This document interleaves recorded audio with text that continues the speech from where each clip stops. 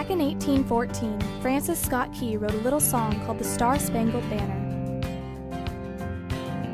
The song started with the words, "Oh say can you see," and ended with the idea of the land of the free and the home of the brave. Well, we liked that song so much, we decided to make it our national anthem. We took those words he had so carefully written, and they soon became America's own personal motto. My country is the United States, but my home is Texas.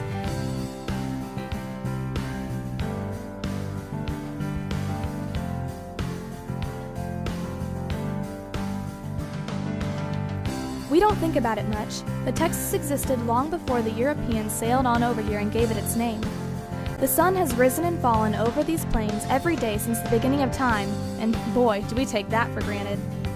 The sun lights up the world and chases away the darkness, a feat that many ancient cultures saw as godlike. In our culture, darkness has always been characterized as a symbol of sadness, grief, and despair. Light, on the other hand, has always represented rebirth, hope, and a new beginning. So, naturally, scientists began working on a way to capture the light from the sun in such a way that even when the sun was gone, they too could light up the darkness. In 1879, a young man named Thomas Edison succeeded in creating such a device, an invention called the light bulb. Meanwhile, while Edison was creating this device, Texas was minding its own business, tending to its cattle and riding its horses. Although everything seemed quiet and peaceful, Texas had been through a whole lot over the years.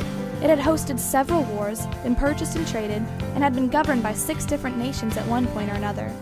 But even as the 19th century came to an end and the 20th rolled in, Texas remained strong, but was in for a lifetime of change.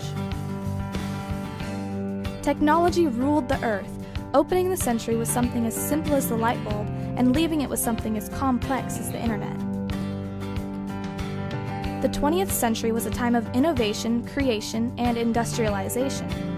Even little old Texas caught on, changing from an unexplored frontier to one of the most populous states in the country.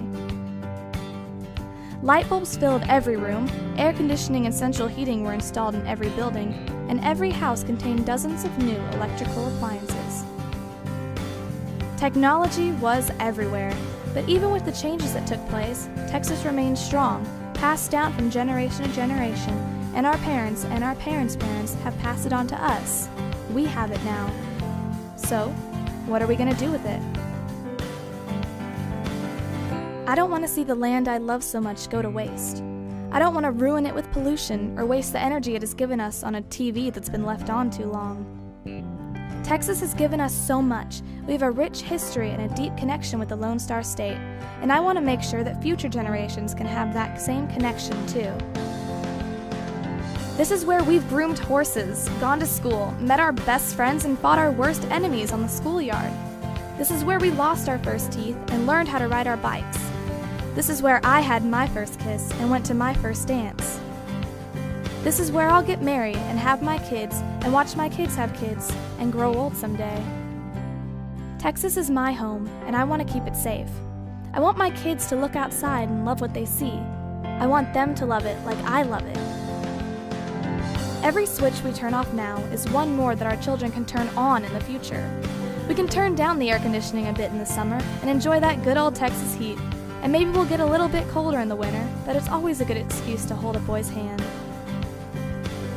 By making small changes in our lives now, we can conserve the energy we have and save some for our children. The future of energy is in our hands.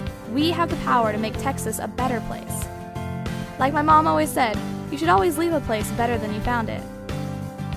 So let's give our children a better Texas than we have now and start making small changes to improve their lives and the lives that come after that. We already live in the land of the free, but in order for it to be the home of the brave, we gotta be brave enough to take care of this place we call home.